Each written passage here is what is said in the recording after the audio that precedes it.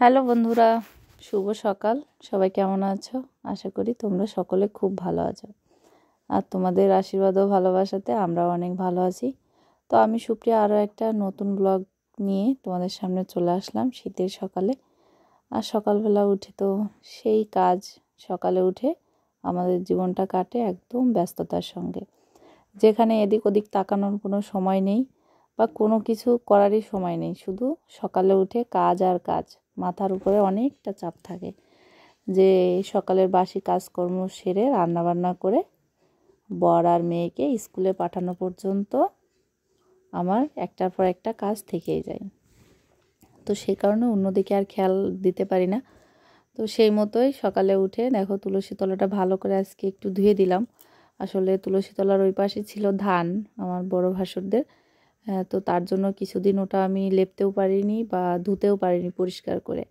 তো আজকে একটা ন্যাকড়া দিয়ে ভালো করে ঘষে ঘষে আর কি একটু পরিষ্কার করে দিলাম। তো মাঝে মাঝে এমন অবস্থা হয় বাড়িতে যখন প্রচুর পরিমাণে ধান আসে আর কি, সবাই যখন ধান লাগায় তখন এরকম তুলসী তলার এপাশে ওপাশে ধান থাকে, তখন তুলসী তলাটাও বেশ খারাপ অবস্থা হয়ে যায়, ধোয়া টোয়া যায় না। মানে কি বলবো, নিজের দিক থেকে খুব খারাপ লাগে, যেহেতু ওটা আমি নিজেই পরিষ্কার করি বা তুলসী গাছের যত্ন আত্যান সব আমিই করি। তো সেই কারণে মন খারাপ হলেও কিছু করার নেই, বাড়ির পরিবেশে এটা আমাকে মানতে হয়। তো তারপরও চেষ্টা করি করার আর কি, একটু জল হলেও দেওয়ার চেষ্টা করি। যদি একদমই না দেওয়া যায় তখন আর চেষ্টা করি না, তখন যে এখন তো দিলে ওদের ধান টান নষ্ট হবে, তো তখন দেখা যাচ্ছে আর ইচ্ছা থাকলেও উপায় হয় না। তো কী আর করবো, যতদিন তো এখানে যতদিন আর কি বাস করতে হবে বা থাকতে হবে ততদিন এগুলো সহ্য করতেই হবে। ধুলাবালি, তারপরে তোমার এই যে ধানের সময় যে পরিমাণ কষ্ট হয়, রান্না বাড়া থেকে শুরু করে সমস্ত কাজেই কষ্ট হয়, ঘর বাড়ি একদম ধুলাবালিতে ভরে যায়। তো কী আর করার, গ্রামে থাকতে গেলে তো এগুলো সহ্য করতেই হবে। আর সকালে উঠে দেখো বাসি কাজকর্ম সেরে চলে আসলাম রান্নাঘরে রান্না করতে। আজকে রান্না হচ্ছে ফুলকপির তরকারি, আর তোমাদের দাদাভাই বাজার থেকে এনেছিল ডাঁটার শাক আর কি, ছোট ছোট শাক, তো ওটা ভাজা করব। আর আমার জন্য আলাদা একটা তরকারি করব।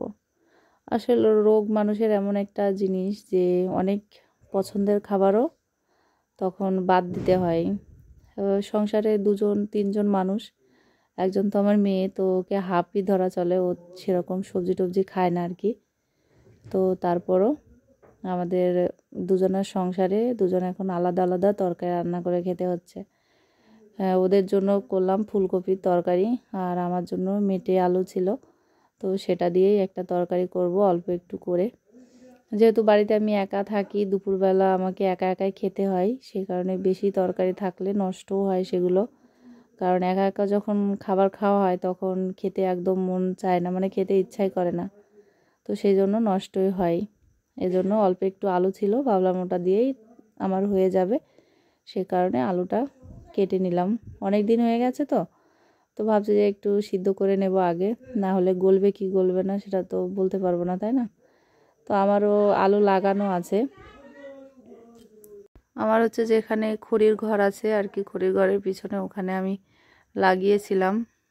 তো এখন পর্যন্ত আমি ওখানে যাইওনি বা মাটি খুঁড়ে দেখিও নি আসলে আলুগুলো নেমেছে কিনা। তো দেখতে হবে, এখন যেহেতু বাজারেও মেটে আলু উঠে গেছে, তো হয়তো ওখান থেকেও আলু বের করে খাওয়া যাবে আর কি।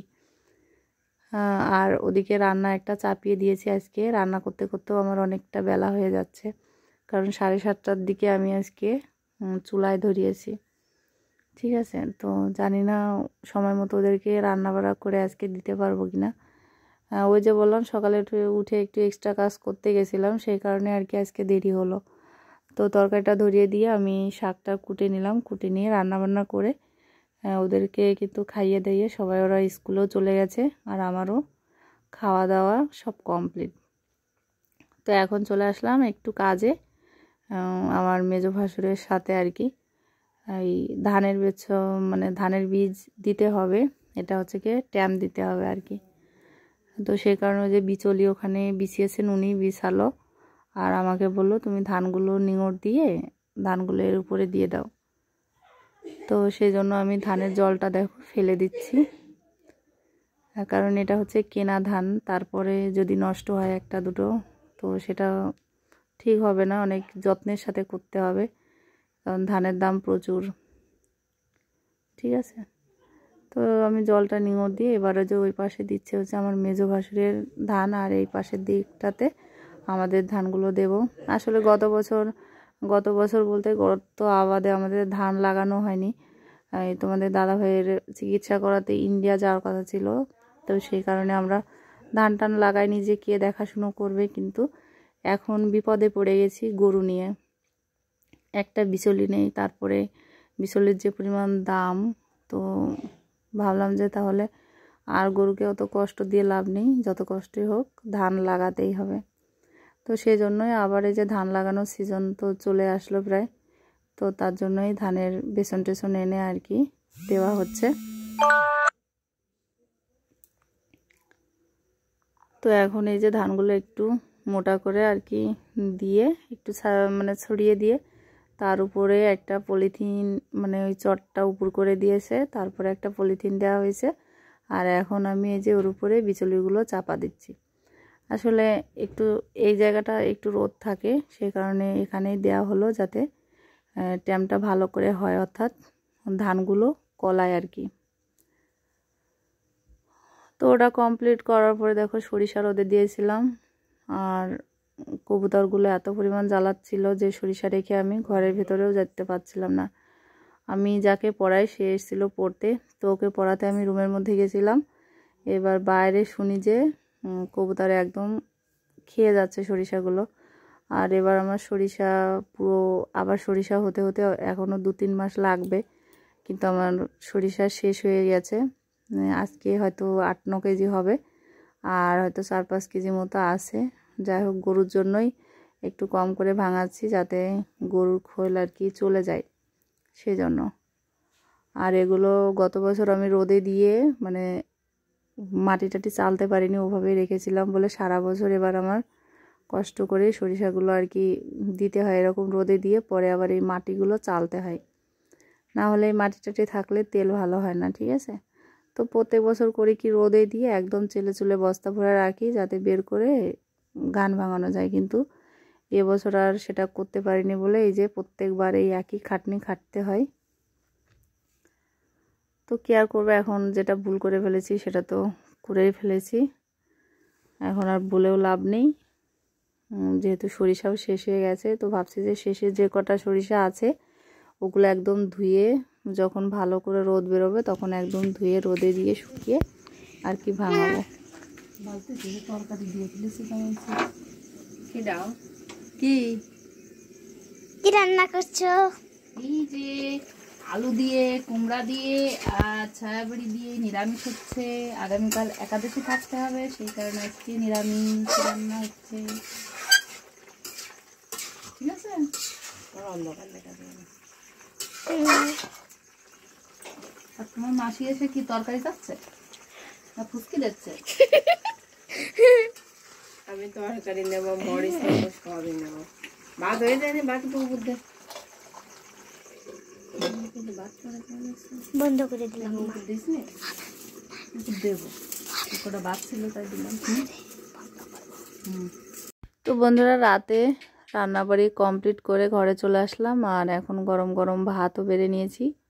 যেহেতু আগামীকাল একাদশী ব্রত, তো তার জন্য দেখো রাত্রেবেলা নিরামিষ রান্না করেছিলাম, কুমড়ো দিয়ে, আলু দিয়ে, ছায়াবড়ি দিয়ে। ঠিক আছে, আর করেছিলাম তেঁতুলের টক। তো এটাই হচ্ছে আজকে রাতের খাবার। তো এখন আমরা সবাই খেয়ে দিয়ে নেব, আর এখানে ভাতও বেড়ে নিয়েছি। সব কিছু যেহেতু গরম গরম আছে, আর শীতের সময় না গরম গরম খেতেই ভালো লাগে, যখন ঠান্ডা হয়ে যায়। শীতের সময় যদি ভুল করেও দুপুরবেলা রান্না করি তো রাত্রেবেলা খাওয়াটা খুব কষ্টের হয়ে যায়। ঠিক আছে, তো চলো খাওয়া দাওয়া কমপ্লিট করি, পরে তোমাদের সঙ্গে আবার কথা হচ্ছে।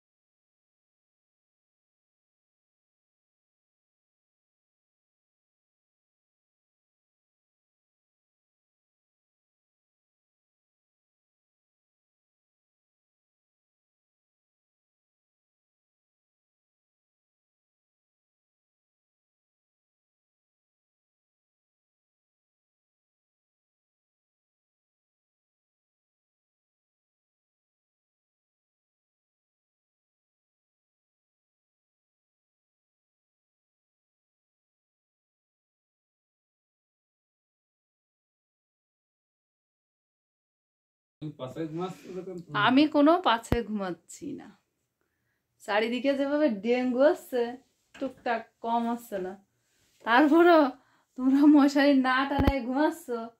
মশায় আমার কামড়াবে না, আমি মুড়ি দিয়ে ঘুমাবানে।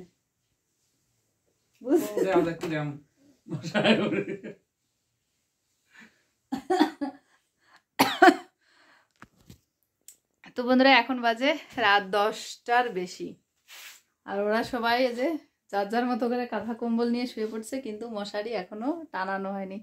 চারিদিকে এমনিতে ডেঙ্গু টেঙ্গু হচ্ছে আর কি, তো মশাও আছে, খুব মশা। রাতে তো মশারি না টানিয়ে ঘুমানোই যায় না। গরুর ওখানটাতেও প্রচুর পরিমাণে মশা। তো শীত তেমন একটা নেই আজকে, শীত অনেকটা কম। সন্ধ্যার সময় যে পরিমাণ শীত লাগছিল, রাত্রেবেলা সেই পরিমাণ শীত নেই, ঠিক আছে। আর ওই যে লোটা দেখো, মানে কম্বলের ভিতর থেকে আবার উকি দিচ্ছে। এত রাত হয়ে গেছে এখনো ঘুমায়নি, ও আবার সকালেও ঘুম থেকে ওঠে না, একদম 8টা সাড়ে 8টা বাজে তারপর ঘুম থেকে ওঠে। আর ডাকতে হয়, প্রচুর ডাকতে হয়, না ডাকলে একদিনও ঘুম থেকে ওঠে না,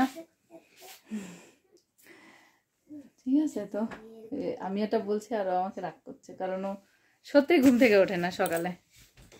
ওরকম ঘুমাবে না, রাত 12টা পর্যন্ত যদি জেগে থাকি, ও রাত 12টা পর্যন্ত জেগে থাকবে, আর সকালবেলা মোটেও ঘুম থেকে ওঠে না, ঠিক আছে। তো চলো বন্ধুরা, আজকে যেটুকু পারলাম তোমাদের সঙ্গে সেটুক ভিডিও শেয়ার করলাম। তো নেক্সট দিনে আবার দেখা হবে। আজকে ছিল একাদশীর দিন, কালকে মানে দ্বাদশী ব্রত। তো আমরা আজকের একাদশীটা করছি না, আগামীকাল যে একাদশীটা আছে ওটাই করবো, অর্থাৎ মহাব্যঞ্জন দ্বাদশী ব্রত, ঠিক আছে, ওটাই করব। তো সেই মতো আজকে রাত্রে তো নিরামিষ খাওয়া হলো। তো চলো কালকের দিনটা তোমাদের সঙ্গে শেয়ার করব। সবাইকে গুড নাইট, ভালো থেকো সবাই।